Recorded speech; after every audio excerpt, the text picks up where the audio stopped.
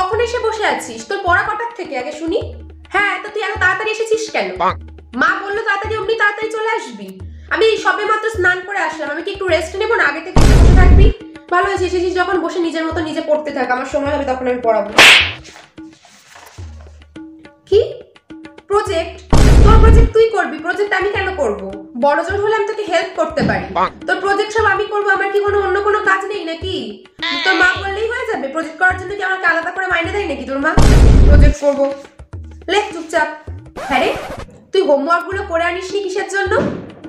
কি ওই টিচারের হোমওয়ার্ক করছিলিস বলে তুই আমার হোমওয়ার্ক গুলো করবি না কেন? আমি কি টিচার নই নাকি? ও সব থেকে বেশি বড় টিচার হয়ে গেছে। আগে আমার হোমওয়ার্ক করে অন্য কারোর হোমওয়ার্ক করার হলে করবি, নালে করতে হবে না। এরকম করলে আমি একদম পড়াবো না। ওই এলেন, আধ ঘন্টা পর তোর আসার সময় হলো। একজন আধ ঘন্টা আগে এসে বসে থাকবে আর একজন আধ ঘন্টা পরে আসবে। পড়ার কোনো টাইম টেবিল নেই নাকি? এটা মামার বাড়ি? মামার বাড়ি রাখতে যখন ইচ্ছে তখন চলে আসবি।